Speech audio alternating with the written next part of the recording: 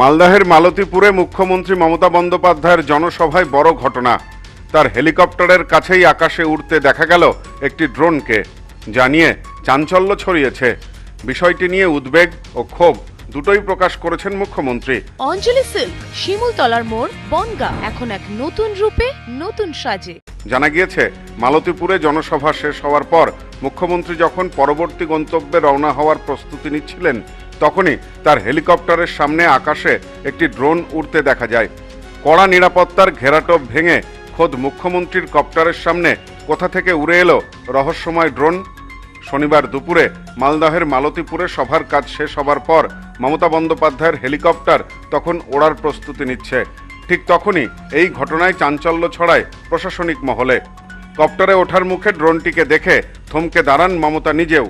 রীতিমতো ক্ষোভের সুরে পুলিশকে তিনি বলেন, পুলিশের এটা নজরে রাখা দরকার, যারা এটা করেছে তাদের অবিলম্বে চিহ্নিত করতে হবে। প্রসঙ্গত, এদিন মালদহে 3টি জনসভা ছিল তৃণমূল নেত্রীর। মানিকচকের সভার কাজ শেষ করে দ্বিতীয় গন্তব্য মালতীপুরে পৌঁছান তিনি।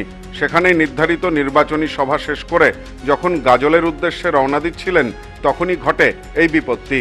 হেলিপ্যাডের একেবারে কাছে কপ্টারের ওপর একটি ড্রোনকে উড়তে দেখা যায়।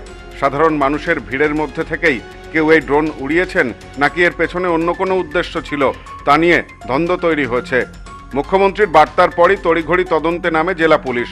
তবে নির্বাচনী আবহে হাই প্রোফাইল নেত্রীর ভিভিআইপি নিরাপত্তা বলয়ে এভাবে ড্রোন ঢুকে পড়ায় গোয়েন্দা বিভাগ ও প্রশাসনের ভূমিকা নিয়েও বড়সড় প্রশ্ন উঠে গেল। মুখ্যমন্ত্রীর আকাশপথে যাত্রা নিয়ে এর আগেও একাধিকবার উদ্বেগ তৈরি হয়েছে। কয়েকদিন আগেই দুবরাজপুরের সভা সেরে কলকাতা ফেরার পথে প্রবল দুর্যোগের মুখে পড়েছিল মমতার বিমান। প্রায় 70 মিনিট ধরে কলকাতার আকাশে চক্কর কাটার পর দমদম ও বেহালা ফ্লাইং ক্লাবে 3বার অবতরণের চেষ্টা করেও ব্যর্থ হয়েছিলেন পাইলট। শেষমেশ চরম উৎকণ্ঠার পর দমদম বিমানবন্দরেই নামে সেই বিমান। রাজ্যে নির্বাচনের দামামা বেজে গিয়েছে, আর কয়েকদিন পরেই প্রথম দফার নির্বাচন। স্বাভাবিকভাবেই তৃণমূল নেত্রীর ভোটের প্রচার এখন তুঙ্গে। এই অবস্থায় এদিন ড্রোন রহস্য কেবল নিরাপত্তা আধিকারিকদের রক্তচাপই বাড়ায়নি, বরং বিষয়টি নিয়ে রাজনৈতিক চাপানুতরও শুরু হয়েছে।